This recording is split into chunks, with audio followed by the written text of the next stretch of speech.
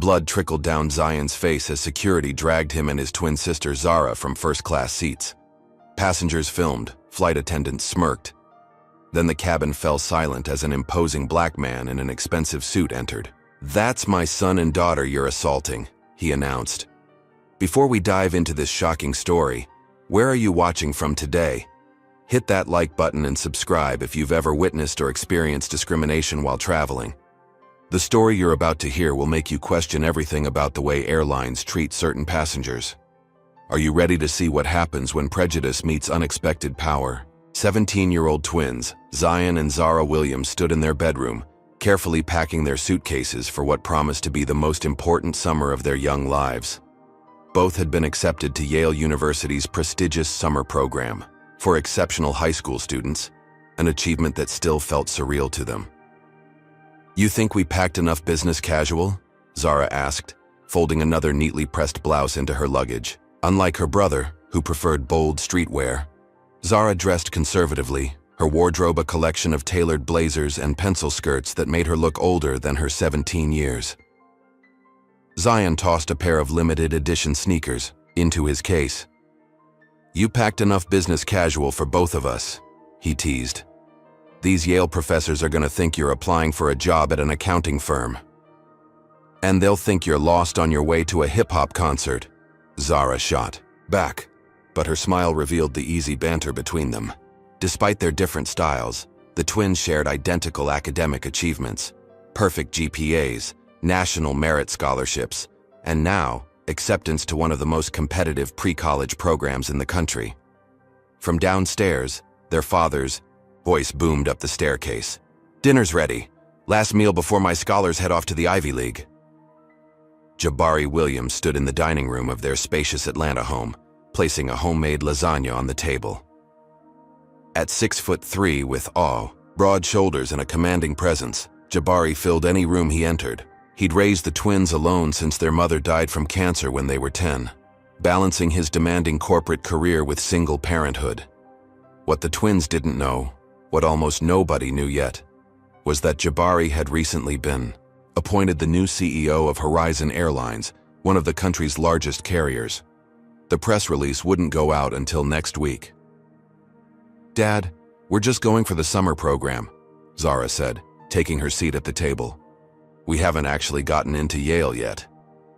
"Yet," Jabari emphasized, serving his children generous portions. "But after this summer, those admission officers would be fools not to accept you both. I'm already practicing my proud father speech for your graduation." "4 years away, Dad," Zion laughed, reaching for the garlic bread. "A father plans ahead," Jabari replied with a wink. "Speaking of which, I have something for you too." He pulled 2 envelopes from his pocket and slid them across the table. The twins exchanged curious glances before opening them. "First-class tickets?" Zara gasped, her eyes widening. "Dad, these must have cost a fortune," Zion added, examining the ticket with disbelief. Jabari waved away their concerns. "Consider it an early graduation present. You've both worked incredibly hard. You deserve to start this journey in style." What he didn't mention was that, as incoming CEO, he'd arranged the tickets himself. He also didn't tell them he would be at the airport tomorrow for his first executive meeting at Horizon's Atlanta headquarters. He wanted to surprise them later. "One more thing," Jabari said, his tone turning serious. "I know you two can handle yourselves, but remember what we've talked about when traveling." The twins nodded solemnly. These conversations were a necessary ritual in their household, the special instructions Black parents gave their children about navigating a world that often viewed them with suspicion. "Keep your IDs accessible," Zion recited. "Remain calm, regardless of provocation," Zara continued. "Speak clearly and respectfully, even when others don't deserve respect," Zion added. "And call me immediately if there's any trouble," Jabari finished. "I'm just a phone call away." The next morning arrived with the bright promise of new adventures. The twins hugged their father goodbye at home, Jabari pretending he needed to head to work in the opposite direction, and took a rideshare to Atlanta International Airport. The massive airport terminal bustled with summer travelers.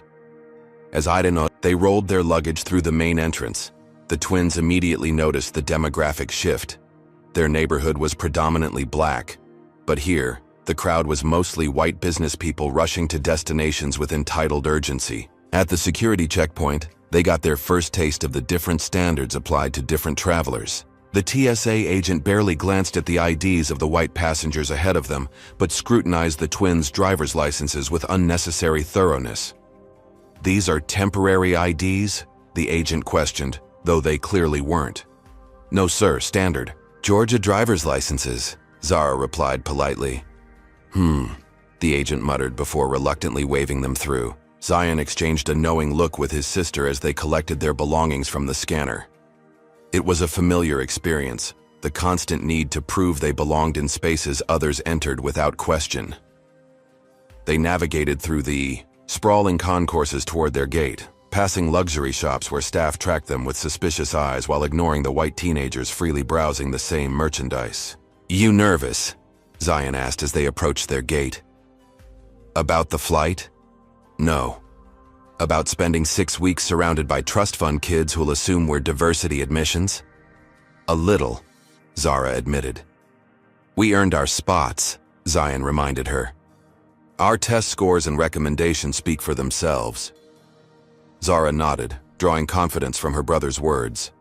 "And now we get to fly first class like those trust fund kids."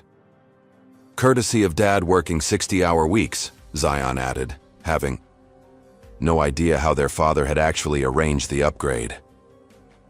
When the gate agent announced priority boarding for first-class passengers, the twins joined the line, noticing immediately how they stood out among the business travelers in expensive suits and designer luggage. Several passengers did double takes as Zion and Zara presented their boarding passes. The gate agent, unlike the others, smiled genuinely. "Enjoy your first time in first class," she said, correctly guessing their excitement. As they walked down the jet bridge, Zara texted their father. "Boarding now. Thanks again for the amazing tickets." Miles away, in his car heading to the airport for his executive meeting, Jabari smiled at the message. He couldn't wait to surprise them later. He had no way of knowing that his children would need him much sooner than any of them anticipated. The warm welcome at the gate quickly evaporated as Zion and Zara stepped onto the aircraft. Flight attendant Jessica Whitman, a blonde woman in her 40s with a permanently pinched expression, immediately blocked their path into the first-class cabin. "Excuse me," Jessica said with exaggerated politeness that didn't reach her eyes. "You're boarding with first class, but I believe economy is still boarding later." Zara maintained her composure, presenting their boarding passes. "We have first-class tickets. Seats 3A and 3B. Jessica took the boarding passes, examining them with obvious suspicion. "These are actually first class," she muttered, sounding genuinely surprised. "How unusual." "Is there a problem?" Zion asked, keeping his voice deliberately level. "No problem," Jessica replied with a tight smile. "I just need to verify these. It's procedure." The twins noticed that no other first-class passengers, all white, had their tickets verified beyond the standard scan. Nevertheless, they followed Jessica to their assigned seats, acutely aware of the stares from other passengers. Their seats were in the third row, plush leather chairs with ample legroom and personal entertainment screens. Zara slid into the window seat while Zion took the aisle. Despite the uncomfortable welcome, they couldn't help but exchange excited glances at the luxury surrounding them. "Can I see your IDs as well?" Jessica appeared beside them again, hand extended expectantly. "Is this standard procedure for all passengers?" Zara asked, already knowing the answer as she watched white teenagers across the aisle settling into their seats undisturbed. "It is when we need to verify ticket authenticity," Jessica replied sharply. The twins produced their driver's licenses, which Jessica scrutinized far longer than necessary. In the adjacent row, a middle-aged white man in an expensive suit watched the interaction with unconcealed disdain. "Those seats cost $4,000 each," the man remarked loudly to his seatmate. "Hard to imagine how some people afford them." Jessica returned their IDs with obvious reluctance. "These appear to be in order, but I'll need to check with..." The gate agent to confirm your reservation." As she walked away, Zion leaned toward his sister. "Should we call Dad?" "Let's wait," Zara whispered back. "You know how he gets. He'll drive straight to the airport and make a scene." They had no idea he was already en route for his executive meeting. Jessica returned minutes later, this time accompanied by another flight attendant, a younger woman who looked uncomfortable with the situation. "There seems to be some confusion about your tickets," Jessica announced. "First class is fully booked for preferred members." "That's not possible," Zara replied firmly. "We have assigned seats right here, purchased weeks ago." "Perhaps there was a computer glitch," Jessica suggested. "We can accommodate you in economy." "The flight isn't even full," Zion observed, pointing to several empty first-class seats. "And our tickets clearly show these assigned seats." The man in the adjacent row, whose name badge identified him as Connor Reynolds, CEO of a financial services company, cleared his throat loudly. "Excuse me," he interjected. "Some of us paid a premium for a certain first-class experience. Perhaps these young people would be more comfortable elsewhere." "We paid for these seats too," Zion responded, his patience waning despite his father's warnings about staying calm. "Did you?" Connor asked with a smirk. "Or did someone else?" Jessica seemed emboldened by Connor's intervention. "If you obtained these tickets fraudulently—" "Fraudulently?" Zara interrupted, her voice rising slightly. "What exactly are you implying?" "I'm not implying anything," Jessica said, though her tone suggested otherwise. "But first-class tickets for minors traveling alone is unusual. We need to ensure everything is legitimate." By now, other passengers were openly watching the confrontation. Some recorded with their phones while others whispered among themselves. Most seemed to side with the flight attendant, their expressions ranging from amusement to outright hostility. "We're 17, not 12, Zion pointed out, "and there's nothing in Horizon Airlines policy that prevents minors from flying first class with proper tickets, which we have." Jessica's eyes narrowed at his knowledge of airline policy. "The captain has been informed of a seating verification issue.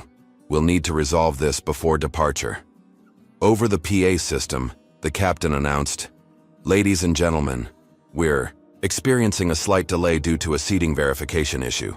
We apologize for the inconvenience and expect to depart shortly." Several passengers groaned, casting accusatory glances at the twins. "See what you've caused?" Connor said loudly. "Some people just don't know their place." Zion's hands clenched into fists on his armrests, but Zara placed a calming hand on his arm, reminding him of their father's warnings.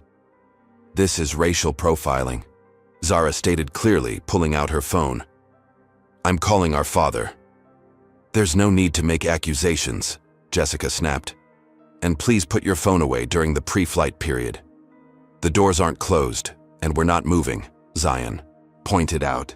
"She has every right to use her phone." Jessica's face flushed with anger. "If you continue to be disruptive, I'll have to request security." "Disruptive?" Zara echoed in disbelief. "We're sitting in our assigned seats showing our valid tickets and IDs. How is that disruptive?" "Your tone and attitude are creating an uncomfortable environment for other passengers," Jessica replied, gesturing toward Connor Reynolds, who nodded in agreement. Zara dialed their father's number, but it went straight to voicemail. Jabari was driving and hadn't yet reached the airport. "Dad, we're having trouble on the flight. The attendants are questioning our tickets and threatening to remove us. Please call back." "That's it," Jessica declared, pulling out her phone. "I'm calling security. You've been given multiple opportunities to cooperate." "Cooperate with what?" Zion demanded. "We've shown our tickets, our IDs, and we're sitting in our assigned seats. What rule have we broken?" But Jessica had already turned away, speaking quietly into her phone while casting backward glances at the twins. Across the aisle, Connor Reynolds smiled smugly, clearly satisfied with the unfolding situation. "It's because we're black," Zara whispered to her brother. "You know that, right?" Zion nodded grimly. "I know, but what can we do?" "Document everything," Zara replied, discreetly positioning her phone to record. "Dad always says to create a record." Neither of them realized that their father was now pulling into the executive parking area at Atlanta International Airport. about to attend his first meeting as Horizon Airline's new CEO. Two airport security officers approached the first-class cabin with determined strides. The lead officer, Keith Matthews, a stocky white man with a military-style haircut and mirrored sunglasses, scanned the cabin before fixing his gaze on the twins. Behind him followed a younger officer who looked considerably more hesitant. "These two?" Keith asked Jessica, who nodded emphatically. "They've been argumentative and disruptive," she reported, refusing to comply with crew instructions. "That's not true," Zara protested, still recording discreetly. "We've simply been asking which instructions we supposedly haven't followed." Keith ignored her completely, addressing only Zion. "I need you both to gather your belongings and exit the aircraft." "Sir, we have valid tickets for these seats," Zion explained, reaching for his boarding pass. "There's been a misunderstanding." As Zion stood slightly to retrieve the document from his pocket, Keith immediately tensed and placed a hand on his holstered taser. "Sir, remain seated." "I'm just getting my ticket," Zion explained, freezing in position. "Do it slowly," Keith ordered, his hand still on his weapon. The cabin had gone completely silent, all eyes on the unfolding scene. Connor Reynolds watched with barely concealed satisfaction, while other passengers recorded the confrontation on their phones. Zion carefully extracted his boarding pass and held it out. "See? Seat 3B, first class, purchased legally." Keith barely glanced at the document. "The issue isn't your ticket anymore. The flight crew has the authority to remove any passenger they deem disruptive, and they've made that determination." "Based on what?" Zara demanded, her voice rising with indignation. "We've done nothing wrong." "Young lady, put that phone down now," Keith ordered, noticing her recording. "Recording security personnel is prohibited." "That's not true," Zara countered. "FAA regulations allow passengers to record as long as it doesn't interfere with crew duties. We're documenting this discrimination." At the word discrimination, Keith's expression hardened. "Last chance. Both of you gather your belongings and come with us quietly, or we'll remove you forcibly." Zion and Zara exchanged desperate glances. They'd been raised to stand up for themselves, but also to recognize when a situation with authorities might turn dangerous. This moment was balancing on a knife's edge. "We'll file a formal complaint," Zion said, reaching for his backpack. "This is wrong." "Your complaint. Our aircraft," Keith replied dismissively. "Let's go." As the twins began gathering their belongings, Connor Reynolds snickered audibly. "Finally, now we can take off without further disturbances." Something in his smug satisfaction pushed Zion past his breaking point. "You're enjoying this, aren't you? Watching two black teenagers being humiliated for daring to sit in first class?" "Zion, don't!" Zara whispered urgently. Keith grabbed Zion's arm roughly. "That's enough. You're coming with me now." "Don't touch me," Zion replied instinctively, pulling away. What happened next unfolded with horrifying speed. Keith interpreted the withdrawal as resistance and immediately escalated, yanking Zion forward and twisting his arm behind his back. When Zion cried out in pain, Keith forced him face down across the seats. "Stop it!" Zara screamed, still recording. "You're hurting him." The second security officer moved toward Zara. "Hand over the phone, miss." "No," she refused, backing against the window. "You have no right." The officer lunged for the phone, and Zara raised her arm to keep it out of reach. In the struggle, her elbow accidentally caught the officer in the chest. "Assault on an officer!" he shouted, grabbing her wrist with painful force. Seeing his sister manhandled, Zion struggled against Keith's hold. "Get off her!" Keith responded by slamming Zion's head against the armrest. Blood immediately began flowing from a gash above his eyebrow. "Oh my God!" Zara screamed, watching blood drip onto the gray carpet. "You're bleeding him!" Several passengers gasped at the sudden violence. A few stood up, uncomfortable with the excessive force. "Stay in your seats," Keith barked at them while handcuffing Zion, pressing his knee into the teenager's back. The second officer had wrestled Zara's phone away and was now twisting her arms behind her back for handcuffing. She continued to protest, tears streaming down her face as she watched her brother's blood pool on the floor. You're going to jail for assaulting an officer, the second security guard told her. Both of you. Hope that first-class ticket was worth it. As they roughly hauled the twins to their feet, blood continued streaming down Zion's face, dripping onto his white t-shirt. No one offered him a tissue or any medical attention. "Still recording, folks?" Keith asked the surrounding passengers mockingly. "Make sure you get their perp walk out of here." Some passengers laughed. Others looked away, ashamed but unwilling to intervene. A few continued recording silently, their expressions troubled. As the twins were dragged toward the exit, Zara managed to press the emergency location sharing button on her smartwatch, a feature their father had insisted they set up for emergencies. The alert with their exact location was now transmitting to Jabari Williams' phone. "You people always think the rules don't apply to you," Keith muttered as they pushed the twins down the jet bridge. "Acting entitled to spaces you don't belong in." "My father will hear about this," Zara said through tears. "Sure he will, sweetheart," Keith laughed. "I'm sure he's very important." Neither the security officers nor the twins could have imagined just how important Jabari Williams actually was, or that at that very moment, he was stepping into Horizon Airline's headquarters, checking his phone, and seeing his children's emergency alert flashing on the screen. Have you ever witnessed racial profiling at an airport or on a plane? Comment number 1 if you've experienced or seen this kind of discrimination yourself, or number 2 if you've been fortunate enough to avoid it. Don't forget to like and subscribe to hear more stories that expose the reality of everyday racism in America. What do you think will happen when the twins' father discovers what's happening to his children? Will Jabari arrive in time to prevent further harm?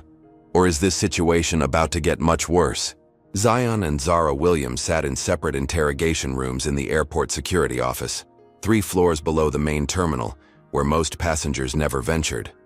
The rooms were nearly identical, windowless boxes with cement walls painted, institutional beige, furnished with only a metal table bolted to the floor and 2 uncomfortable chairs.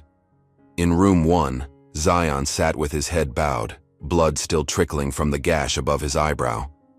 The flow had slowed, but without proper treatment. It continued to seep through the thin paper towel they'd reluctantly provided.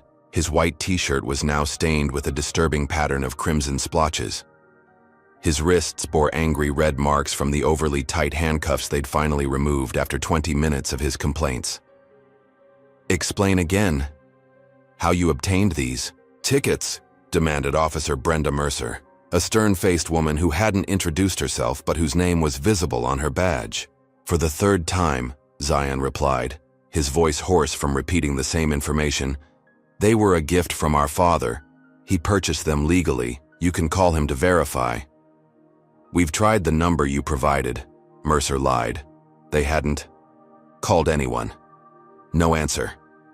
"Then try again," Zion insisted. "Or check with the airline. The tickets are in our names, purchased weeks ago." Mercer ignored his suggestion, instead sliding crime scene-style photos of the first-class cabin across the table.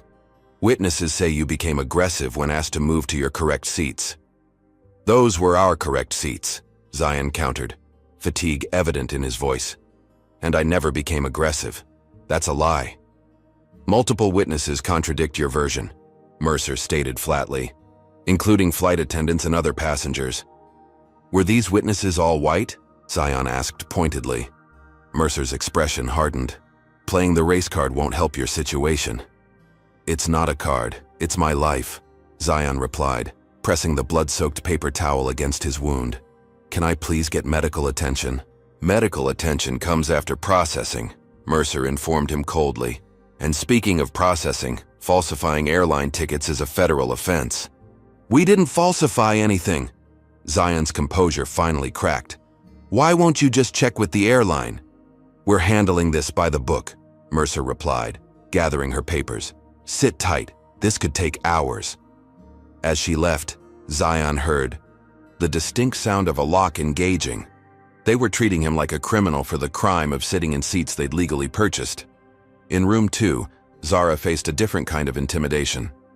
Officer Diane Lowell had taken a seemingly sympathetic approach, offering tissues for Zara's tears and speaking in a gentle voice that belied her hostile questions.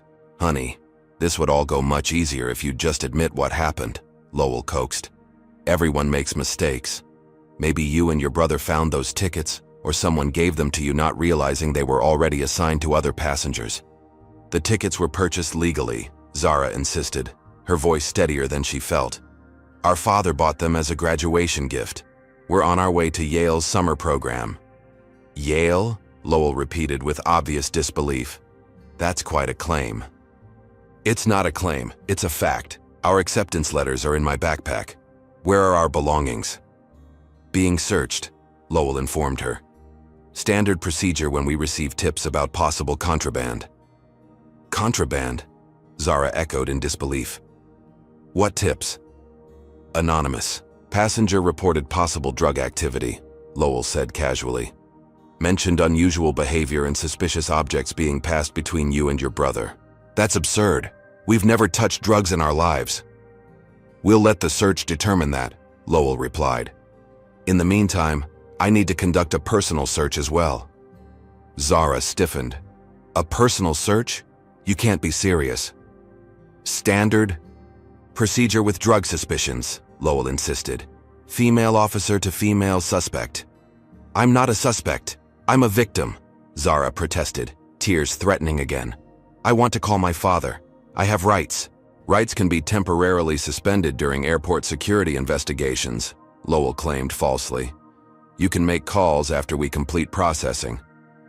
As this psychological torment continued in the security office, 12 floors above in Horizon, Airline's executive suite, Jabari Williams was experiencing his own form of hell. He'd arrived for his first executive meeting, phone silenced as a professional courtesy, unaware of his children's desperate voicemail or the emergency alert that had come through moments before he entered the boardroom.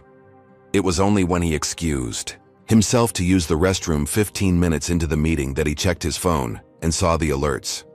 His blood ran cold as he listened to Zara's voicemail, followed by Zion's similar message. The emergency location ping showed they were still in the airport, not on their flight to Connecticut as scheduled.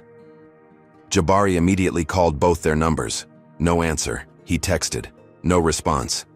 With mounting panic, he returned to the boardroom, where Horizon's executive team, his new direct reports, none of whom had met him in person yet, were reviewing quarterly projections.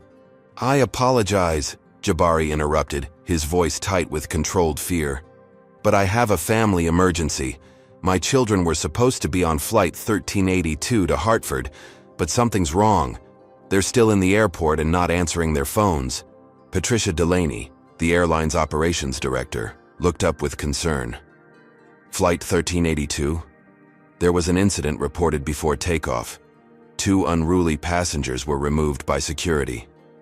Jabari's stomach dropped. Those passengers were my 17-year-old twins. The room fell silent as the executives processed this information. Your children? Patricia checked her tablet quickly. Williams? Zion and Zara Williams? Yes, Jabari confirmed, already moving toward the door. Where would security take them? Lower level concourse E, Patricia replied, following him. But sir, the report says they became confrontational when found in first-class seats with economy tickets. They had first-class tickets, Jabari corrected her, striding toward the elevator. I purchased them myself. Patricia looked confused. That's not what the report indicates. Then the report is wrong, Jabari stated firmly, and I need to find my children immediately. As the elevator doors closed, Patricia made a quick call to security. What she learned in that brief conversation made her face pale. The incident report included charges of assault on officers and resisting removal. One of the perpetrators had sustained injuries requiring medical attention. Meanwhile, back in Daurias, the interrogation rooms, the situation was deteriorating further. An officer had returned to Zion's room with the twins' searched belongings, including Zara's backpack. Yale acceptance letters, the officer noted, tossing the prestigious embossed documents onto the table with disdain. Nice fakes. They're not fake, Zion insisted, too exhausted to show proper outrage anymore. Right, and I'm Harvard faculty, the officer snorted. Listen, kid, we found your real tickets. Economy class, row 32. Want to explain why you were trying to steal first-class seats? Zion looked up in genuine confusion. What are you talking about? We never had economy tickets. The officer slid 2 economy boarding passes across the table. Boarding passes Zion had never seen before, with the twins' names clearly printed on them. These aren't ours, Zion stated firmly, recognizing the forgery attempt. Someone created these to justify what happened to us. Our real tickets were first class. Doubling down on the lie? The officer shook his head. Makes your situation worse. We're talking potential fraud charges now. In the adjacent room, Zara had finally been allowed to use the restroom, accompanied by Officer Lowell, who insisted on leaving the door partially open. Another humiliation in a day full of them. When they returned, a new figure waited in the interrogation room, a tall white man in an expensive suit. Zara Williams? The man asked, extending his hand. I'm Gregory Pearson, head of security for Horizon Airlines. Zara didn't take his offered hand. Are you here to explain why we were assaulted and dragged off a plane for sitting in seats we paid for? Pearson's professional smile didn't waver. I understand there's been a misunderstanding. According to our records, you and your brother were ticketed for economy class. That's a lie, Zara stated flatly. Our father purchased first-class tickets. For us. I want to call him right now. Of course, Pearson replied smoothly, placing a phone on the table. Please, go ahead. Suspecting a trick, Zara dialed her father's number with shaking fingers. To her surprise, he answered immediately. Dad, she cried, relief flooding her voice. Zara! Thank God! Where are you? Where's Zion? Jabari's voice was tight with controlled panic. We're being held by airport security, she explained quickly. They dragged us off the plane, and they hurt Zion. He's bleeding. Pearson abruptly reached over and pressed the speaker button. Mr. Williams, this is Gregory Pearson, head of security for Horizon Airlines. I apologize for the situation. There seems to be some confusion about your children's ticket class. There's no confusion, Jabari's voice boomed through the speaker, causing Pearson to flinch slightly. My children had first-class tickets that I personally arranged. What I want to know is why they've been detained, why my son is injured, and exactly where you're holding them. Something in Jabari's authoritative tone made Pearson straighten his posture unconsciously. Sir, we're following standard protocols. I don't care about your protocols, Jabari interrupted. I care about my children, and as the new chief executive officer of Horizon Airlines, I'm ordering you to take me to them immediately. The color drained from Pearson's face. Chief, you're the new CEO? As of this morning, Jabari confirmed. Now, where are my children? Before Pearson could respond, the door burst open and Patricia Delaney appeared with Jabari right behind her. The moment Zara saw her father, she launched herself into his arms, sobbing with relief. Where's Zion? Jabari demanded, holding his daughter protectively. Next room, Pearson stammered, suddenly looking very concerned about his job security. As Jabari moved toward the door, still holding Zara, he fixed Pearson with a glare that made the security chief physically step back. I suggest you start drafting your resignation letter. Across the city, Connor Reynolds was settling back into his first-class seat, satisfied that the flight was finally preparing for takeoff after the unfortunate delay. He had no idea that his smug satisfaction was about to be very short-lived. The door to Zion's interrogation room flew open with such force that Officer Mercer jumped to her feet, hand instinctively moving to her holster. The movement froze midway as she registered who stood in the doorway. A commanding black man in an immaculate suit, radiating controlled fury, with Zara beside him and a growing entourage of anxious airline officials behind them. Zion! Jabari rushed to his son, horrified by the blood staining his shirt and the untreated wound still seeping above his eye. My God, what have they done to you? Dad? Zion's voice cracked with emotion, the tough facade he'd maintained during hours of interrogation finally crumbling at the sight of his father. Jabari turned to Officer Mercer, his expression thunderous. Why hasn't my son received medical attention? We were following protocol for detainees, Mercer began. Detainees? Jabari cut her off. My children are victims, not criminals. Get a medical team in here immediately. Patricia Delaney was already on her phone. Medical response to Security Office E42, Priority 1. Officer Mercer looked between Jabari and the airline executives with growing confusion. Sir, I don't know who you are, but this is a security matter under airport jurisdiction. Gregory Pearson cleared his throat nervously. Officer Mercer, this is Jabari Williams, the new chief executive officer of Horizon Airlines. The revelation landed like a bomb in the small room. Mercer's jaw literally dropped, while another security officer in the hallway audibly gasped. That's not possible, Mercer stammered. We would have been informed. My appointment was announced internally this morning, Jabari explained coldly. The public announcement isn't scheduled until next week, but I assure you, I am very much in charge of this airline. He turned his attention back to Zion, gently examining the wound. The cut needs stitches. Who did this to you? Security officer named Keith, Zion replied. He slammed my head into the armrest when I tried to stop them from hurting Zara. Jabari's expression darkened further. Where is this Keith now? Probably back on patrol, Mercer admitted, suddenly looking very concerned about the trajectory of her career. Find him, Jabari ordered. I want him in front of me within the hour. Patricia nodded to an assistant who immediately hurried off. Dad, Zara interjected. They're claiming we had economy tickets. They showed us fake boarding. Passes with our names. What? Jabari turned to Patricia. Explain this. Patricia looked genuinely confused. According to the incident report, the flight attendant verified they had economy tickets but were attempting to occupy first-class seats. That's a lie, Zion insisted. We had first-class tickets. Dad bought them for us. He's right, Jabari. Confirmed. I personally arranged those tickets through the executive booking system. He turned to Patricia. Pull up the passenger manifest and reservation details. Patricia quickly accessed the information on her tablet. After a moment, her expression shifted from confusion to alarm. They're right. The original reservation shows first class. But there's an override entered this morning, downgrading them to economy without notification. Who entered that override? Jabari demanded. Patricia's face paled as she read the digital signature. Jessica Whitman, the flight attendant who reported the incident. Get her in here, Jabari ordered. And I want to see all security footage from the aircraft and terminals. Now.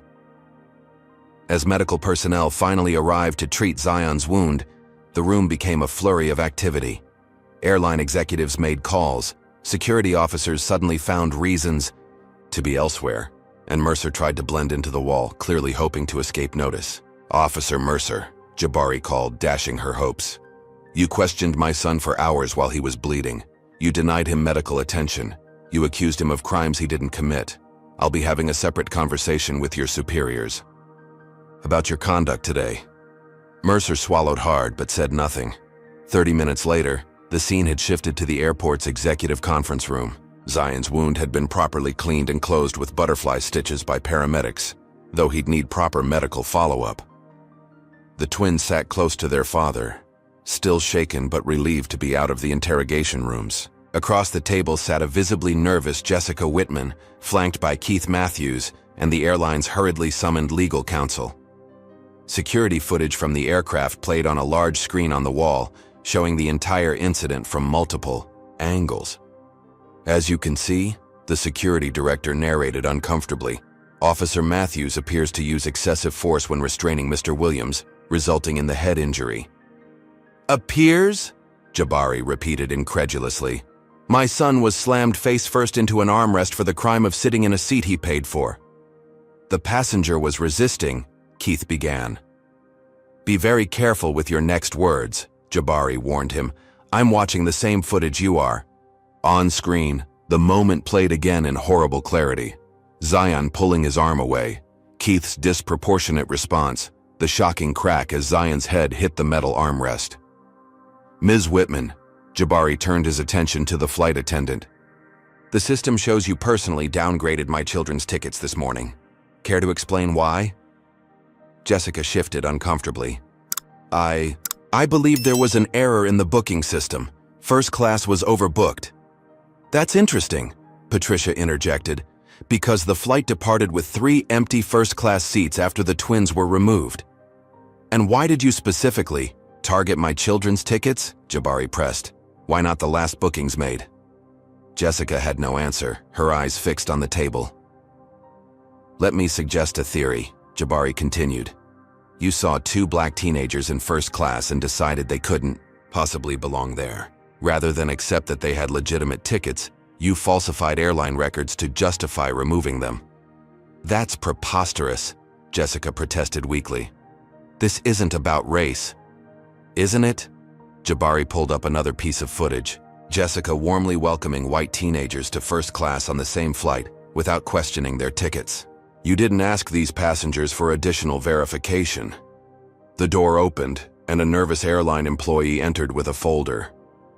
Sir, the information you requested about Ms. Whitman's employment history. Jabari opened the folder, scanning its contents with increasing disgust. 5 previous complaints of discriminatory treatment toward minority passengers, 2 formal reprimands, yet somehow you're still employed. Jessica paled. Those complaints were investigated and dismissed. By whom? Jabari asked pointedly. Before Jessica could respond, another interruption came. Connor Reynolds being escorted into the room by security. What is the meaning of this? Connor demanded, his indignation deflating slightly when he saw the assembled group. I have a connecting flight to catch. Mr. Reynolds, Jabari rose to his full height, towering over the businessman. I'm Jabari Williams, CEO of Horizon Airlines, and father of the 2 teenagers you helped humiliate and assault today. Connor's face went through a rapid series of expressions: confusion, disbelief, and finally, dawning horror. Those children are yours? He managed. My son and daughter, Jabari confirmed. Honor students accepted to Yale's summer program, flying on first-class tickets I personally arranged, until Ms. Whitman here decided they didn't look like they belonged. Connor glanced desperately toward the door. This is unfortunate, but I simply supported the flight attendant's assessment of a disruptive situation. The security footage shows you initiated the complaints, Jabari corrected him, making statements about how some people should know their place. I was merely concerned about the flight's punctuality, Connor attempted. We have 7 witness statements contradicting that claim, Patricia interjected, holding up a tablet with passenger accounts collected in the past hour. Connor's professional facade cracked. Look, there was clearly a misunderstanding. No, Jabari cut him off. There was no misunderstanding. There was prejudice, discrimination, falsification of airline records, excessive force, and assault against my children, while they were simply sitting in seats they paid for. He turned to the airline's legal counsel. I want a full investigation. Ms. Whitman and Officer Matthews are suspended effective immediately. Mr. Reynolds is permanently banned from Horizon Airlines. You can't do that, Connor protested. I'm the CEO. I just did, Jabari replied coldly. And I suggest you prepare for a very uncomfortable conversation with your own board of directors when the video of your behavior goes public. The color drained from Connor's face as he realized the extent of his predicament. His company prided itself on diversity initiatives that would appear deeply hypocritical alongside footage of him harassing black teenagers. Perhaps we could discuss this privately, Connor suggested, desperately. I'm sure we can come to some arrangement. The time for private discussions was before my son's blood was spilled on your precious first-class carpet, Jabari replied. Now it becomes a matter of public record. As Connor was escorted out, Jabari turned back to Jessica and Keith. You traumatized my children based on your own prejudices. Then you falsified evidence to cover your actions. In what world did you think you'd get away with this? With all due respect, sir, Keith replied stiffly. We were responding to reports of disruptive passengers. We had no way of knowing who they were. Who they were, Jabari repeated incredulously. They were passengers with valid tickets. Their identities shouldn't matter. Would you have treated white teenagers the same way? Keith's silence was answer enough.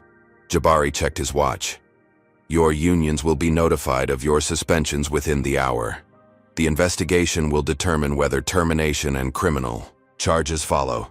He turned to his still shaken children. Let's go home. You've missed your flight to Connecticut.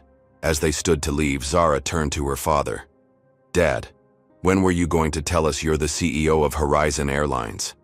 Jabari managed a small smile despite his anger. It was supposed to be a surprise. When I met your flight in Hartford tomorrow, I was going to be on the same plane, just in business class.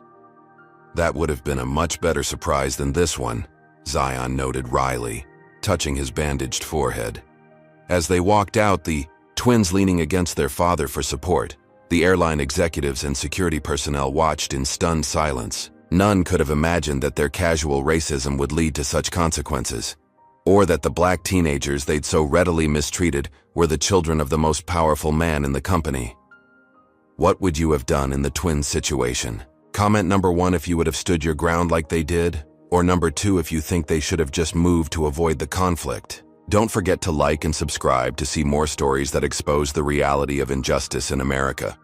How do you think this incident will change Horizon Airlines? Will Jessica and Keith face real consequences, or will the company try to sweep everything under the rug once the initial outrage dies down? By midnight, the Williams family saga had transcended from a private trauma to a national conversation.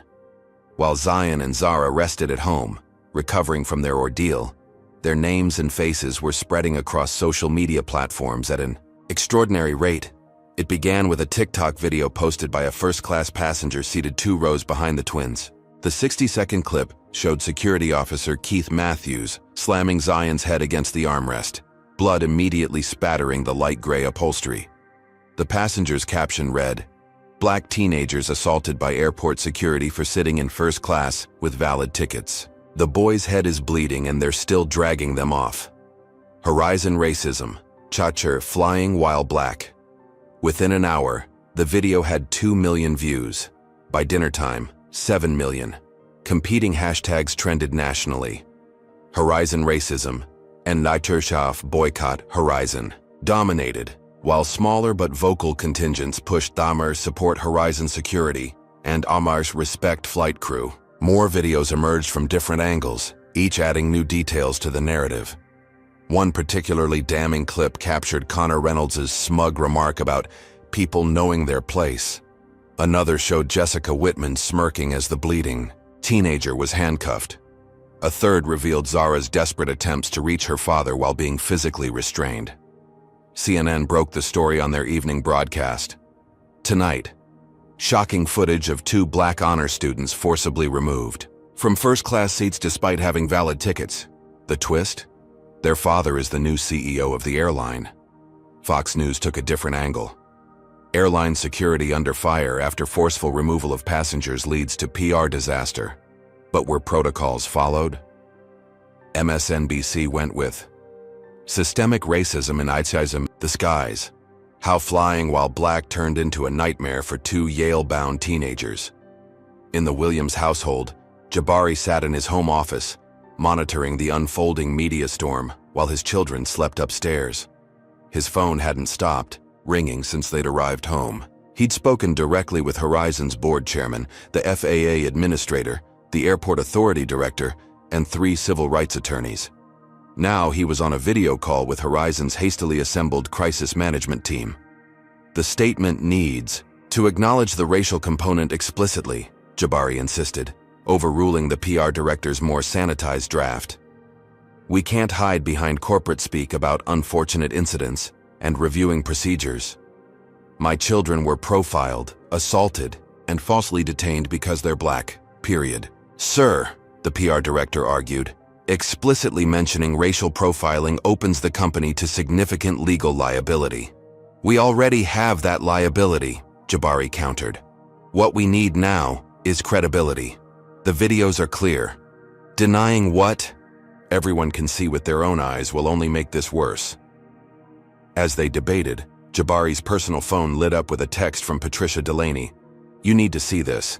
Jessica Whitman just went on Newsmax. Live interview. Jabari quickly switched screens to the streaming feed. There sat Jessica, tearfully playing the victim. I was just following procedures, she insisted to the sympathetic host. Horizon Airlines is throwing me under the bus to appear politically correct. And the CEO's children just happened to be the ones you questioned? The host asked skeptically. I had no idea who they were, Jessica protested, and their behavior was threatening. The boy stood up aggressively when asked for identification. Jabari's blood pressure spiked. Not only was Jessica lying, but she was doubling down on portraying his son, who'd been nothing but polite until physically assaulted, as an aggressor. Get me legal on the phone, Jabari instructed his assistant. We need to issue a cease and desist immediately. She's violating her employment contract by discussing this publicly. Meanwhile, Keith Matthews had given his own interview to a local Atlanta station, portraying himself as a dedicated officer, just doing his job, who was now being scapegoated. If they'd simply complied with instructions, none of this would have happened, he claimed, conveniently omitting that his instructions had contradicted airline policy and federal law. As these counter-narratives emerged, social media exploded with polarized reactions. Some commenters blindly supported the security officer and flight attendant without viewing the evidence. Others called for their immediate arrest. The usual fault lines of American discourse revealed themselves in real time. Connor Reynolds faced his own nightmare. A financial reporter had recognized him in one of the videos and tagged his company. By morning, Twitter Fire Connor Reynolds was trending, with customers threatening to pull investments unless his financial services firm took action. The company's diversity officer had already resigned in protest, releasing a statement about years of ignored complaints regarding Reynolds' behavior. At Yale University, the summer program director issued a supportive statement. We are horrified by the treatment of our incoming students Zion and Zara Williams. We have extended their enrollment deadline and will provide any necessary accommodations for their recovery. This incident exemplifies why our summer program on justice in America remains so critically important. By morning, the story had evolved further. Investigative reporters had uncovered Jessica Whitman's troubling history, multiple complaints of discriminatory treatment toward minority passengers, all mysteriously resolved without consequences.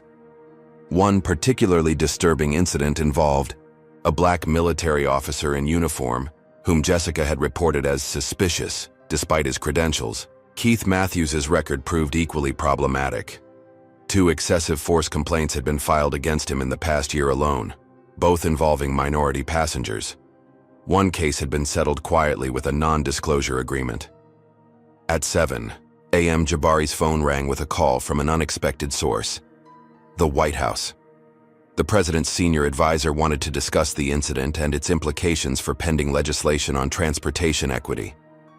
This video has resonated with millions of Americans who've experienced similar treatment, the advisor explained. The president is considering mentioning it in tomorrow's speech on civil rights. Upstairs, Zion awoke with a pounding headache. The medical examiner had diagnosed him with a mild concussion, in addition to the laceration.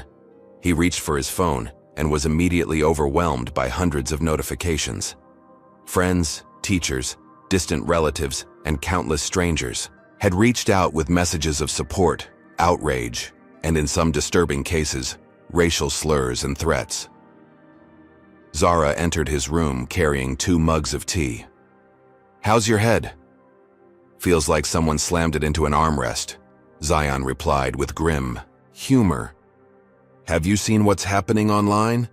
Dad told us not to look, Zara reminded him, though she'd already spent an hour scrolling through reactions herself. Kind of hard to ignore when my phone won't stop buzzing, Zion pointed out. We're trending nationally.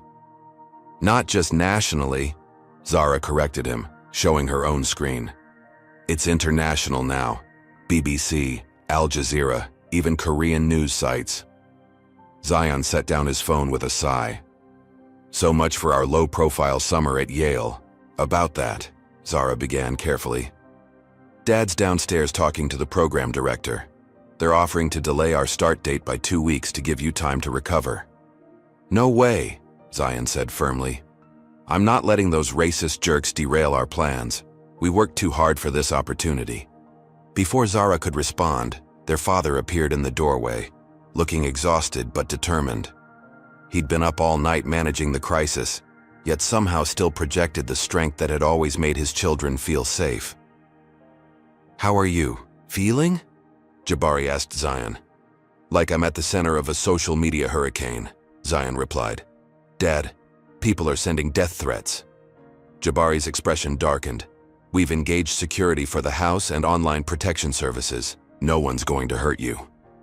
"What about Jessica and Keith?" Zara asked. "I saw them giving interviews, lying about what happened." "Both have been officially terminated this morning," Jabari informed them. "And the airline has filed a police report regarding the assault. They'll likely face criminal charges." "And Connor Reynolds?" Zion pressed. "His company placed him on administrative leave pending an investigation," Jabari said with grim satisfaction. "Their stock dropped 8% yesterday after the video went viral." A notification pinged on all their phones simultaneously. A breaking news alert. Jabari checked his screen and let out a surprised laugh. "What?" the twins asked in unison. "The Horizon Airlines board just voted unanimously to implement the Williams Protocol, a new set of anti-bias training requirements and accountability measures for all customer-facing staff," Jabari explained. "They named it after you two." "That's something, I guess," Zion said uncertainly. "But will it actually change anything?" Jabari sat on the edge of the bed. "That depends on what we do next. This isn't just about one incident or one airline. It's about the countless similar experiences that happen every day without viral videos or CEO parents to intervene." "So, what do we do?" Zara asked. Jabari looked at his children with pride. Despite everything they'd endured, they were asking how they could create change, not just seek justice for themselves. "We use this platform we didn't ask for," he replied. "We tell our story, demand accountability, and push for systemic changes. Starting with my first official act as CEO tomorrow." "Which is?" Zion prompted. "A complete overhaul of Horizon's hiring, training, and accountability systems," Jabari explained, "and a partnership with civil rights organizations to audit our practices regularly." Outside their peaceful discussion, the social media storm continued to intensify. The video had now been viewed over 50 million times. Cable news ran non-stop. Analysis. Talk show hosts prepared monologues. Politicians issued statements aligning with or against the family based on predictable partisan lines. What had begun as a simple journey to a summer program had become a national referendum on race in America. And for the Williams family, the most challenging part of their journey was just beginning. Have you ever had an experience that unexpectedly thrust you into the spotlight? Comment number 1, if you faced public attention for something in your life. Or number 2, if you've managed to stay out of the public eye. Like and subscribe to follow more stories about ordinary people facing extraordinary circumstances. What do you think will happen at the emergency board meeting?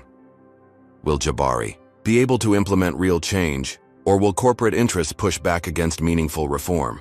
The Horizon Airlines executive boardroom, with its mahogany table and panoramic views of Atlanta's skyline, had hosted countless meetings throughout the company's history, but none quite like this emergency session called just 48 hours. After the Williams twins incident, the tension in the air was palpable as board members arrived, many avoiding eye contact with Jabari Williams, who stood at the window watching storm clouds gather on the horizon, a fitting metaphor for the situation at hand.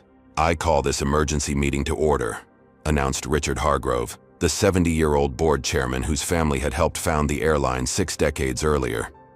"I believe we all understand the gravity of our current predicament."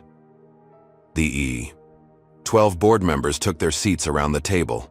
Jabari noted the demographics with a grim lack of surprise. 10 white men, 1 white woman, and 1 Asian American man. Until his appointment, there had been no black executives at the C-suite level despite the company's public commitment to diversity.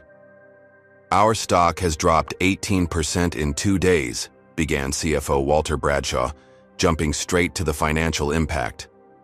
"Cancel rates are up 43%.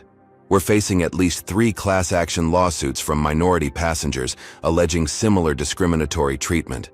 Conservative estimates put the financial damage at $120 million and climbing. All because of an unfortunate misunderstanding, interjected Gerald Winters, the longest-serving board member and a close personal friend of Jessica Whitman's family, as Jabari had recently discovered. Had your children simply identified themselves as the CEO's family, none of this would have happened. Jabari, who had remained standing, slowly turned from the window. The room fell silent under his steady gaze. My children should not need to announce their relationship to me to be treated with basic human dignity, he stated, his voice controlled but vibrating with intensity. They presented valid tickets and identification. That should have been sufficient. Of course, Gerald backpedaled slightly. I merely suggest that a simple clarification could have prevented this entire situation. The situation, as you call it, is that my son's blood was spilled on your airplane because your staff couldn't believe 2 black teenagers belonged in first class, Jabari replied. The situation is that your security officer used excessive force against minors. The situation is that your flight attendant falsified company records to justify racial profiling. Board members shifted uncomfortably in their seats. No, one is disputing that mistakes were made, Richard attempted to mediate. We've already terminated the employees involved. After they were caught on video, Jabari pointed out. Not after the multiple prior complaints against them that were systematically ignored. He placed a thick folder on the table. This contains 37 formal discrimination complaints filed against Horizon Airlines in the past year alone. All were dismissed or settled with NDAs. This pattern suggests the issue isn't a few bad employees, but a corporate culture that enables and protects them. Walter Bradshaw cleared his throat. While these historical issues deserve attention, our immediate concern must be managing the current PR crisis. Our team has drafted a standard apology statement and compensation package for your children. My children aren't accepting hush money, Jabari cut him off. And neither am I. I didn't accept this position to maintain the status quo or protect the company from justified criticism. Then why did you accept it? Gerald asked pointedly. To transform it, Jabari replied simply. Horizon has the potential to be an industry leader, not just in profits, but in principles. That's why I've prepared this comprehensive reform proposal. He distributed tablets containing his plan to each board member. As they scrolled through the document, expressions ranged from thoughtful consideration to outright alarm. This is extensive, Richard commented diplomatically. It's radical, Gerald corrected with undisguised hostility. Mandatory anti-bias training for all employees, external oversight committee, transparency reports on passenger removal incidents. With demographic breakdowns, this would cost millions to implement. And failing to implement it will cost hundreds of millions in lawsuits and lost business, Jabari countered. Not to mention the incalculable cost of continuing to traumatize passengers based on their race. Patricia Delaney, who had been invited to present operational feasibility of the reforms, spoke up. I've reviewed the proposal in detail. While ambitious, it's actually quite implementable within our current operational framework. Many of these changes leverage existing systems with relatively minor modifications. That's not the point, Gerald insisted. This plan essentially admits systematic racism within our company. It's an invitation for more lawsuits, not fewer. The videos already flooding social media have done that, Jabari pointed out. We can either acknowledge reality and address it, or deny it and lose all credibility. The debate continued for hours, growing increasingly heated. Around midday, Jabari's phone buzzed with a news alert. He glanced down and saw a breaking news headline. Exclusive. Jessica Whitman and Horizon board member Gerald Winters have family connection. Jabari looked up at Gerald, whose face had gone pale as his own phone lit up with the same alert. Something you forgot to disclose, Gerald? Jabari asked quietly. The room fell silent as other board members checked their phones, murmurs of surprise rippling around the table. Jessica is my wife's niece, Gerald admitted reluctantly. But that has nothing to do with the fact that she kept her job despite multiple serious complaints? Jabari finished for him. or that those complaints mysteriously disappeared from her file whenever they reached executive review. Richard Hargrove looked genuinely shocked. "Gerald, you never disclosed this conflict of interest?" "It wasn't relevant," Gerald insisted. "And this leak is clearly an attempt to distract from the real issue here, which is that our new CEO is using his children's unfortunate experience to push a personal agenda. My agenda is creating an airline where no one's children are assaulted for sitting in seats they paid for," Jabari replied evenly. "If that's controversial, perhaps Horizon isn't the company I thought it was." The implied threat hung in the air.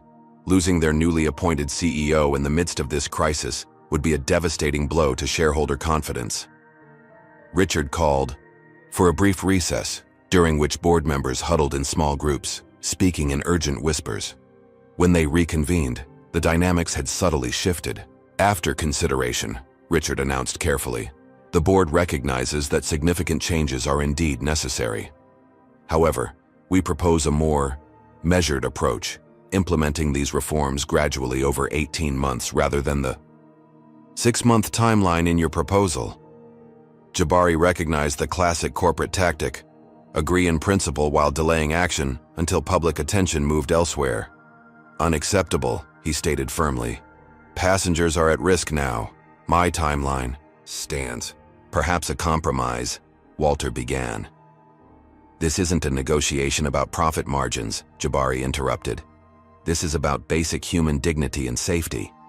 Either Horizon commits to meaningful change now, or I'll hold a press conference this evening announcing my resignation and explaining exactly why."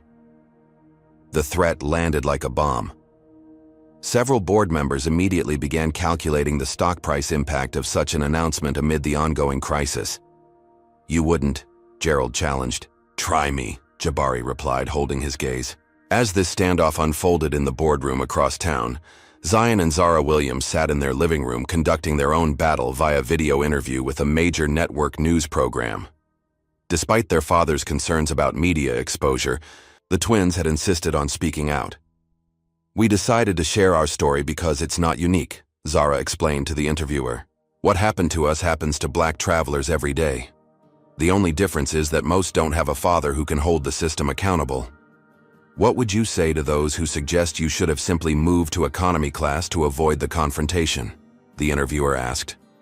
"Why should we give up seats we legally purchased because someone else's bias made them uncomfortable with our presence?" Zion responded, the butterfly bandage still visible above his eyebrow. "That's how discrimination persists, when people of color are expected to accommodate racism, rather than racists being expected to change their behavior." "Powerful point," the interviewer acknowledged. "And what about Jessica Whitman's claim that you were behaving aggressively?" "The videos show exactly how we behaved," Zara pointed out. "We remained seated, spoke respectfully, and presented our documentation multiple times. The only aggression came from the airline staff and security." As the interview concluded, the network ran a breaking news banner across the bottom of the screen. "Horizon Airlines board meeting now in third hour, discussing Williams reforms. Sources say CEO threatens resignation if proposals rejected." Back in the boardroom, the atmosphere had shifted again as board members received a flood of messages about the twins' powerful interview. Public support for the Williams family was surging across all demographics. "I've just received word," Patricia announced, checking her tablet, "that 3 major corporate clients have suspended their contracts with us pending the outcome of today's meeting. They specifically cite concerns about employee safety during business travel." This news, hitting the board members where it truly hurt, in the corporate profits, proved to be the tipping point. Richard Hargrove sighed heavily. "I think we need to recognize the reality of our situation. Mr. Williams's reforms, while ambitious, address legitimate concerns that are clearly shared by our customer base." He glanced around the table. "I move that we approve the Williams Protocol in its entirety, with the original 6-month implementation timeline." "Second," said Janet Chen, the lone female board member who had remained mostly silent throughout the debate. "Those in favor?" Richard called. One by one, hands raised around the table. Even Walter, the concerned CFO, reluctantly raised his. Only Gerald kept his hand firmly down. "Motion carries, 11-1, Richard announced. "Mr. Williams, you have the board's authorization to proceed with your reforms." Jabari nodded, satisfied but not celebratory. This was merely the first step in a long journey. "One more item," he added. "Given the clear conflict of interest that has come to light, I move for Gerald Winter's immediate resignation from this board." Gerald's face flushed with anger. "This is outrageous. I've served this company for 22 years.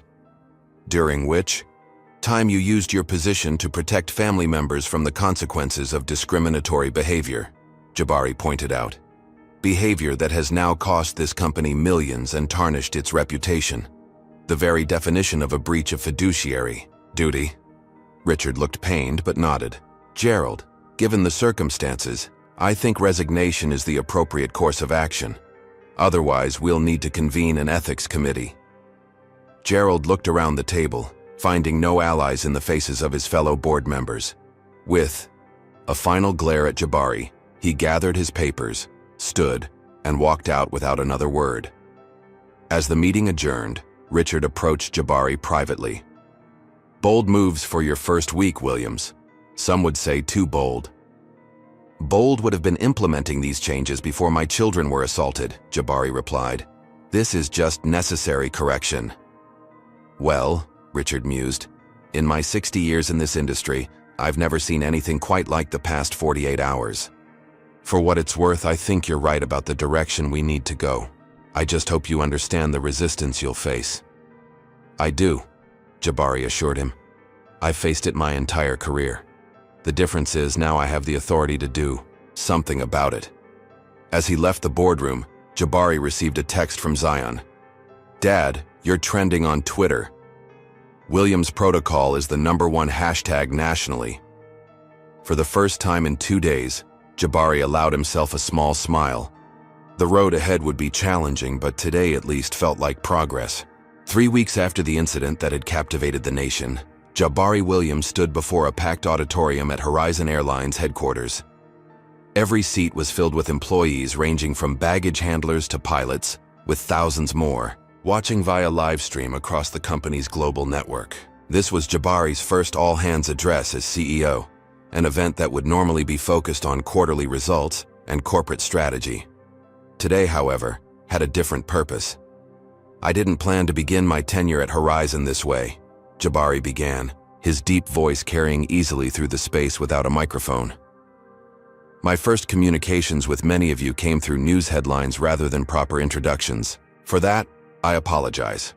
He paused, surveying the sea of faces. Many looked uncertain, some defensive, others openly curious about their new leader. "But perhaps this unconventional beginning serves a purpose," he continued. "It strips away the corporate niceties and forces us to address fundamental truths that might otherwise remain comfortably buried beneath quarterly reports and team-building exercises." On the massive screen behind him, images appeared, not of the viral videos everyone expected, but of Horizon's own marketing materials through the decades. Smiling flight attendants, happy passengers, slogans about connecting people and places. Horizon Airlines was founded with a simple mission: to make the wonder of flight accessible to all, Jabari noted. Yet the reality is, for many travelers, our promise of accessibility comes with invisible asterisks and unwritten conditions. The screen shifted to a data visualization, passenger complaint statistics broken down by demographic categories, revealing stark disparities in reported negative experiences. "This isn't about politics or public relations," Jabari stated firmly. "This is about data. Black passengers are 7 times more likely to be removed from Horizon flights than white passengers. Latino travelers are 3 times more likely to be selected for random additional screening. Middle Eastern passengers are 9 times more likely to have their loyalty status questioned." Murmurs rippled through the audience as employees confronted numbers many had never seen before. "Now, I could stand here and share my personal story," Jabari continued. "I could tell you about watching my son bleed while being handcuffed, or my daughter weeping in a detention room. I could describe 30 years of being followed in first-class lounges by security, or having flight attendants check my ticket multiple times while ignoring other passengers. He paused, letting the personal reality sink in. But my experience isn't unique. It's depressingly common. The only difference is that most people who look like me don't have the platform or power to demand change when it happens to them. The screen changed again, showing the new training protocols and accountability measures collectively known as the Williams Protocol. Reactions among the audience were mixed, some nodding in approval, others crossing arms defensively. "I know, some of you are concerned," Jabari acknowledged. "You worry these changes imply you're being called racist, or that they'll make your jobs harder. I understand those fears. But this isn't about blame or added burden. It's about creating systems that help all of us serve all passengers with equal respect and dignity."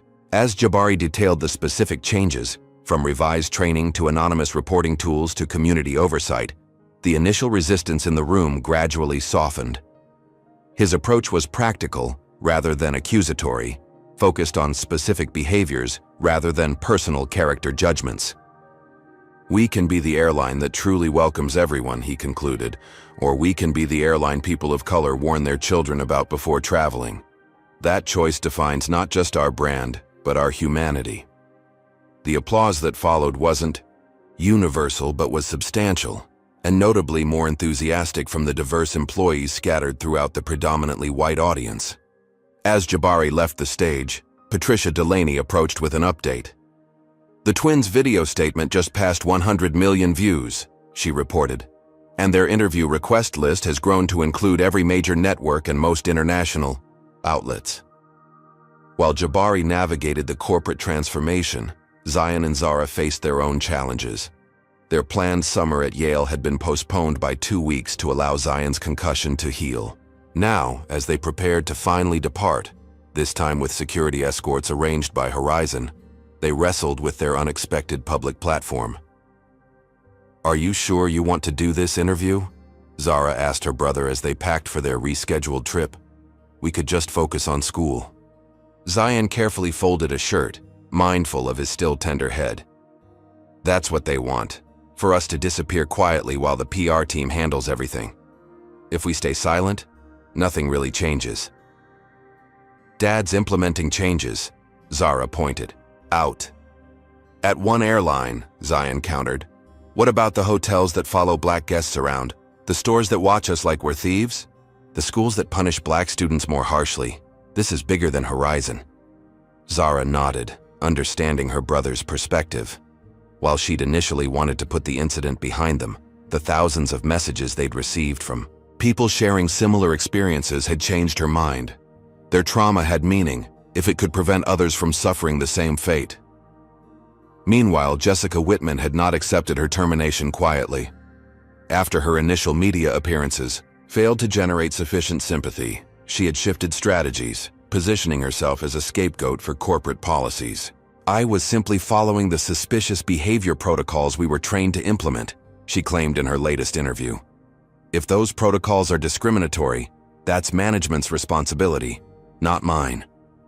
What Jessica didn't know was that Horizon's legal team had uncovered damning evidence, text messages she'd sent to security before the incident explicitly mentioning the twins' race as a reason for suspicion. "2 black teens in first-class seats 3AB, need verification and possible removal." This evidence had been turned over to prosecutors, who were now considering criminal charges for filing false reports and civil rights violations. Keith Matthews faced even more serious consequences. The medical report on Zion's injuries indicated the use of excessive force, and 3 additional complaints of similar conduct had emerged since the incident went public. The district attorney had announced plans to pursue assault charges, with potential enhancements for civil rights violations. Perhaps most surprising was Connor Reynolds' trajectory. Initially defiant, the financial executive had watched his professional life implode as clients withdrew and colleagues distanced themselves. His company had placed him on indefinite leave, corporate speak for, "We're waiting for this to blow over before officially firing you." But something unexpected happened during Reynolds' professional exile. His college-age daughter had confronted him about the viral video, asking pointed questions about his behavior that forced genuine reflection. For the first time, Reynolds began examining his long-held assumptions about who belonged in spaces like first-class cabins. After weeks of self-examination, Reynolds had reached out through intermediaries, requesting a private meeting with the Williams family to apologize personally, a request they were still considering. As these individual stories unfolded, broader changes rippled through the airline industry. Competitor airlines, seeing Horizon's crisis as a cautionary tale, began preemptively reviewing their own practices. Industry publications that had initially framed the incident as an isolated case now ran feature articles on systemic discrimination in air travel. Congressional hearings on transportation equity, previously sparsely attended, suddenly commanded primetime coverage. The Williams twins had become reluctant symbols in a long-overdue national conversation. Their Yale acceptance letters, initially dismissed as fake by airport security, were now framed evidence of the prejudice that assumed black excellence must be fraudulent. At Horizon headquarters, Jabari reviewed the latest incident reports, the first compiled under the new Williams Protocol transparency requirements. The data showed a 40% reduction in passenger removals in just 3 weeks, with the demographic disparities already beginning to narrow. The simple act of documenting and reviewing these decisions had caused staff to be more thoughtful about when intervention was truly necessary. As he studied the promising early results, Jabari received a call from Richard Hargrove, the board chairman who had initially resisted the reforms. "Williams," the older man began, "I owe you an apology." "For what specifically?" Jabari asked, genuinely curious. "For assuming your proposals were emotionally driven rather than strategically sound," Richard admitted. "The preliminary data is compelling, and the market has noticed. Our stock has recovered 12% as cancellations decrease." "I appreciate that, Richard," Jabari replied. "But this was never primarily about stock prices." "I'm beginning to understand that," Richard acknowledged. "My granddaughter sent me an article about flying while black, experiences I've never had to consider in 60 years of air travel. It's been educational." The conversation highlighted what Jabari had always believed, that meaningful change required both moral conviction and practical results. By demonstrating that equity and profitability could coexist, he was converting skeptics who might never be moved by appeals to justice alone. As the 3-week mark passed, the Williams family prepared for their next major decision. Yale had been extraordinarily accommodating, but the summer program was already underway. If Zion and Zara wanted to participate, they needed to travel to Connecticut immediately. "Are you sure you're ready?" Jabari asked his children as they gathered in the living room for a family meeting. "Academically, absolutely," Zara replied confidently. "Emotionally, I'm not sure any of us will ever be ready to board another flight." "But we can't let fear win," Zion added, the determination in his voice reminiscent of his father's. "That's what systems of oppression depend on, that we'll be too traumatized to keep fighting." Jabari looked at his children with a mixture of pride and sorrow. They had been forced to develop wisdom beyond their years, navigating a world that often viewed their very existence as threatening. "Then we move forward," he decided. "But this time, I'm flying with you." "Dad, you can't take time off right now," Zara protested. "The company needs you here implementing the protocols." "The company will manage for 2 days," Jabari insisted. "Some things are more important than corporate transitions. Besides, I think it sends the right message, that our CEO flies our routes and experiences our service firsthand." What none of them said aloud was the shared fear that despite all the changes, despite Jabari's position, despite the national attention, they might somehow face the same treatment again. Trauma created lasting shadows that policy changes alone couldn't immediately dispel. As evening fell, Jabari received an unexpected call from Patricia. "Sir, there's something you should see. Former employees are organizing." "Organizing what?" Jabari asked, immediately concerned. "Not a protest, surprisingly," Patricia clarified. "They're calling it accountability sessions. Flight attendants and gate agents who've witnessed discrimination but remained silent are coming forward to acknowledge their complicity and commit to change." The initiative had started with a junior flight attendant who had been on the fateful flight with the twins. Troubled by her own inaction during the incident, She had organized a forum for airline employees to discuss how racial bias manifested in their daily work and how they could actively counter it. "It's spreading beyond Horizon," Patricia added. "Employees from 4 other airlines have joined the sessions." This grassroots movement represented something policy alone couldn't create: cultural change driven by personal conviction rather than corporate mandate. For the first time since the incident, Jabari felt genuinely hopeful that the transformation might outlast the headlines. That night, as the Williams family finalized plans for their journey to Yale, Jabari sat with his children on their back porch, gazing at the stars visible through Atlanta's light pollution. "When your mother was still with us," he said softly, "she always told me that suffering should never be wasted. If you must endure it, find meaning in it." The twins nodded, remembering their mother's wisdom despite the years that had passed since her death.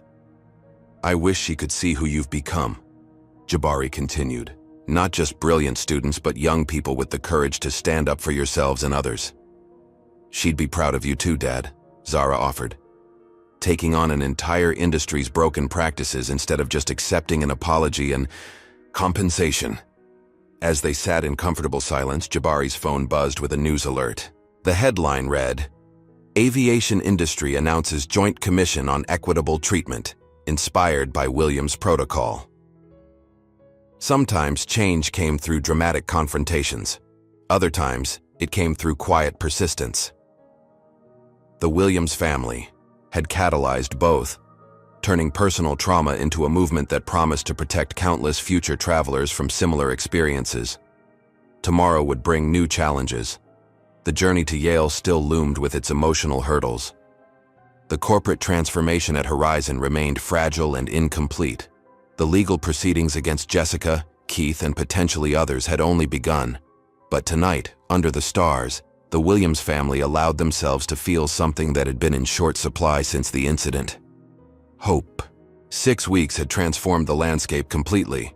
The sprawling Yale campus buzzed with summer activity as students hurried between Gothic buildings, their animated discussions floating across the manicured quads.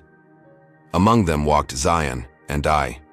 Zara Williams, now recognizable to most but no longer the center of constant attention they had been during their first days at the prestigious summer program.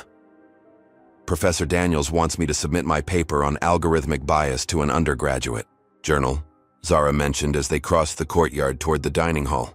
"Says it's graduate-level work."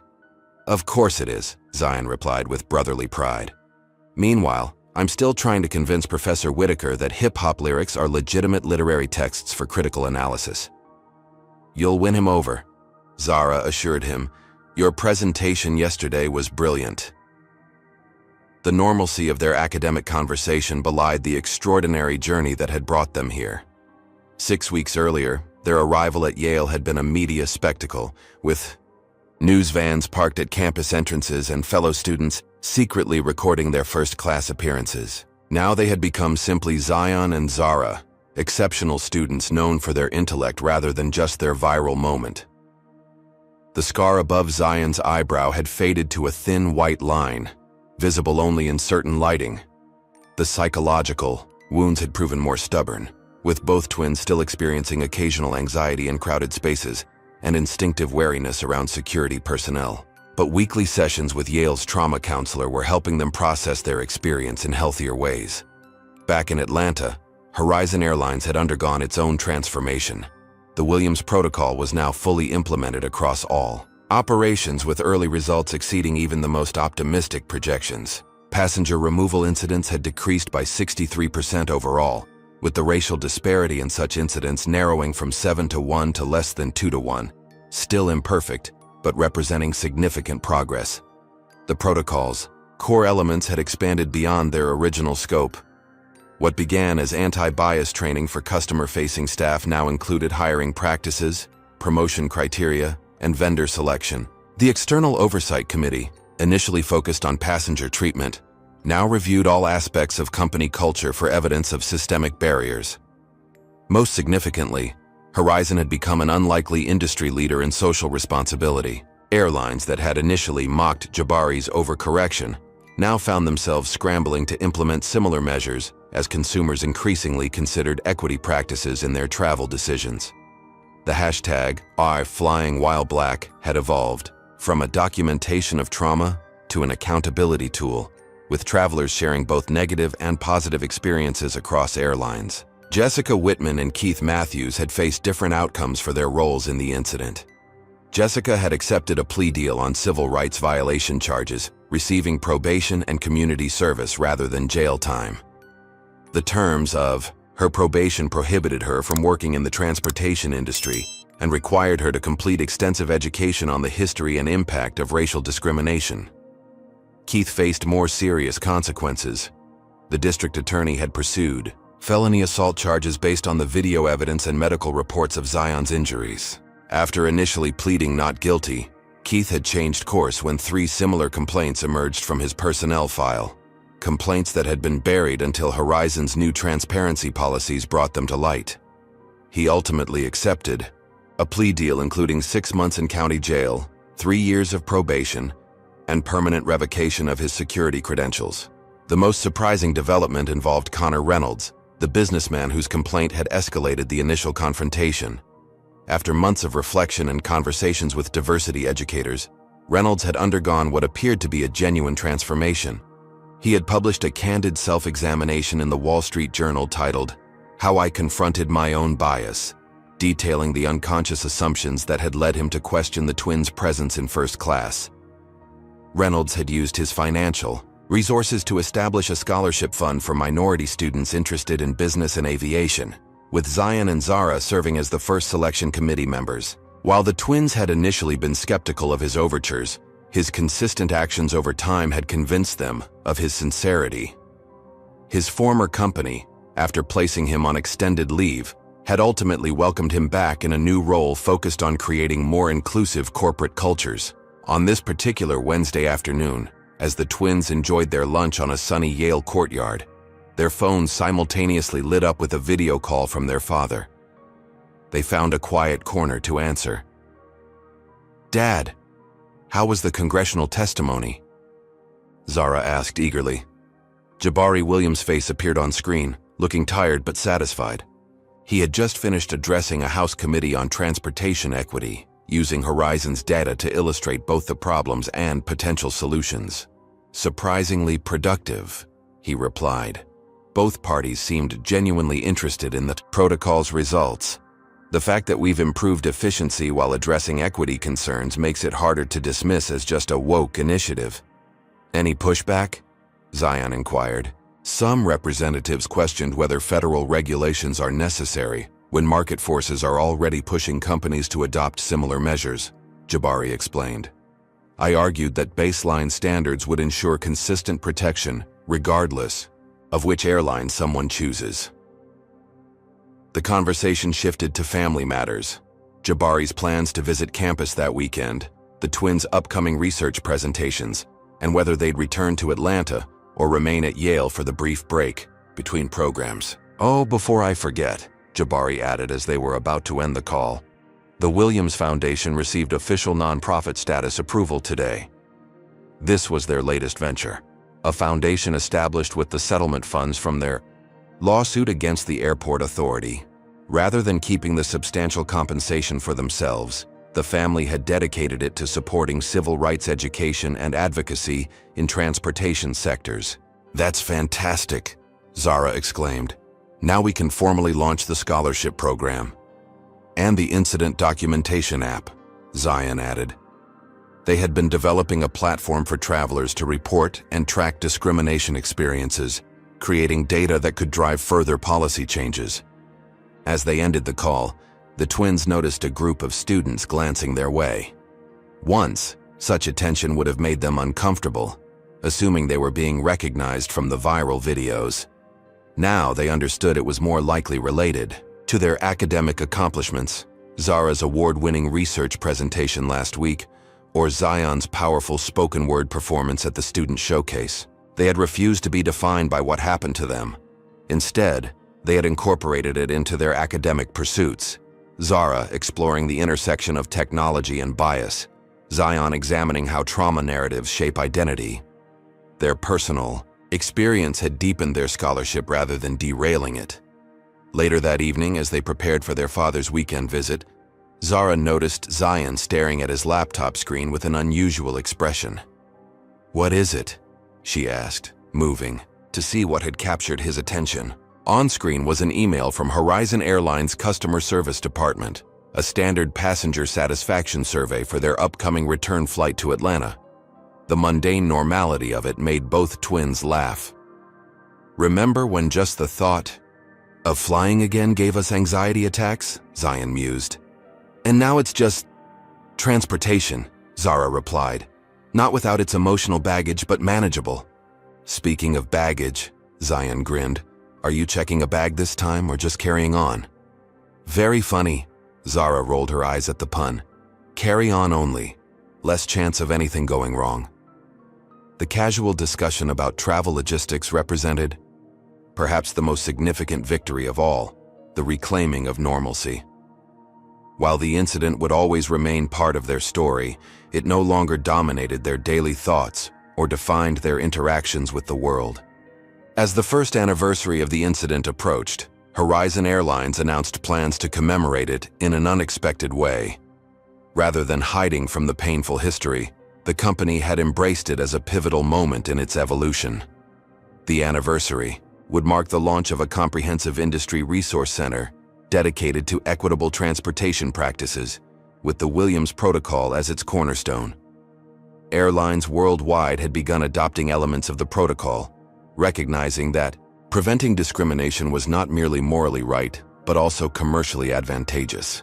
Passenger loyalty data showed that transparent equity practices increasingly influenced consumer choices, particularly among younger travelers. The night before their father's arrival, the twins attended a small gathering at their program director's home. As conversations flowed around literature, politics, and academic aspirations, a fellow student asked them the inevitable question: "Do you regret what happened? Given all the stress and trauma, would you rather it never occurred?" The twins exchanged thoughtful glances before Zion answered. "Regret isn't quite the right word. No one would choose to experience discrimination or assault, but I don't regret standing our ground when we were wrongly targeted. And I don't regret using our platform to create change," Zara added. "Before this happened, these issues were invisible to many people. Now they can't look away." Their response reflected the complex legacy of that fateful day, a traumatic experience transformed into a catalyst for systemic change. They had discovered that justice often required not just acknowledging pain, but channeling it toward something constructive. The following afternoon, the twins stood at the small regional airport awaiting their father's arrival. As passengers streamed through the arrivals gate, they spotted Jabari, imposing as always in his tailored suit, yet with a lightness in his step that had been absent during the intense weeks following the incident.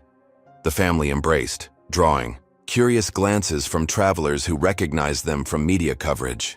But these looks contained something new, respect, rather than mere curiosity. "How was the flight?" Zara asked as they walked toward the exit. "Uneventful," Jabari replied with a smile.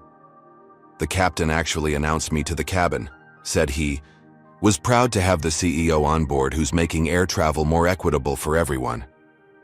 "Quite a change from a year ago," Zion observed. "The work is far from finished," Jabari reminded them. "One airline improving doesn't fix a systemic problem, but it's a start." As they drove through the picturesque Connecticut countryside toward campus, the conversation turned to the future. The twins had received early admission offers from several Ivy League universities, including Yale. Jabari's leadership at Horizon had established him as a corporate innovator, with other companies seeking his guidance on their own transformations. The Williams family had never sought the spotlight that now followed them. They had simply been black travelers expecting the same respect afforded to everyone else. When that basic dignity was denied, they had refused to accept it as inevitable. Their story resonated because it reflected both the persistent reality of discrimination and the possibility of meaningful change. In a society often paralyzed by the enormity of systemic problems, they had demonstrated how specific, measurable actions could create ripple effects beyond their original scope. 1 year after blood was spilled on a first-class cabin floor, the aviation industry had begun a long overdue reckoning with its treatment of minority passengers. Horizon Airlines had transformed from a cautionary tale to a case study in corporate responsibility. And the Williams family had discovered that sometimes the most powerful response to injustice was not just righteous anger, but strategic, persistent advocacy for something better. As their car approached the Yale campus, Zion gazed out the window at the historic buildings where generations of America's elite had been educated, institutions that had once excluded people who looked like him through both explicit policies and implicit biases. "You know what I think sometimes?" he said quietly. "What's that?" his father asked. "I think about how many brilliant black minds never got the opportunities we have because they were told they didn't belong in certain spaces," Zion reflected.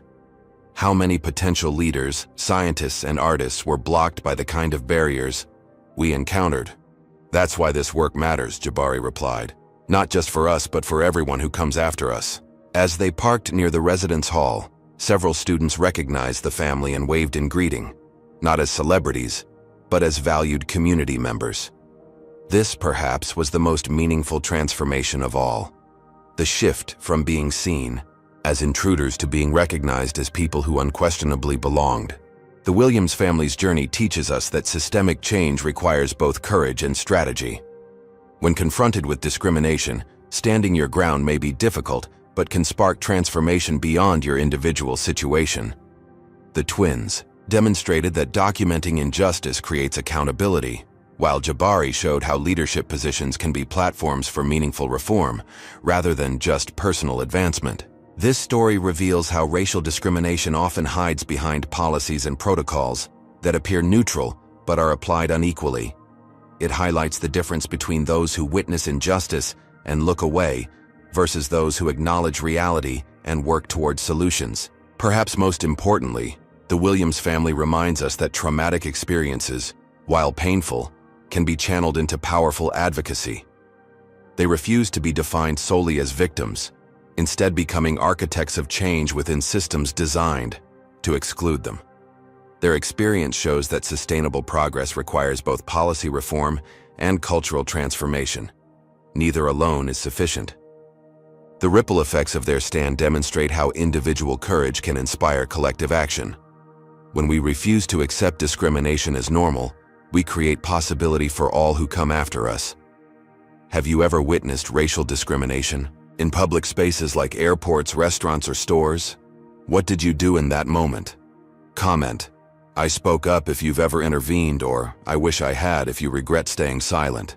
Your voice matters in these situations. If this story moved you, please hit that like button and subscribe to hear more powerful stories about overcoming injustice. Share this video with someone who needs to understand the reality of everyday discrimination and how we can all be part of the solution. What situation in your life could use the courage and determination the Williams family showed? Let me know in the comments below. Thank you for listening with an open heart. And remember, change happens one brave decision at a time. See you in the next video.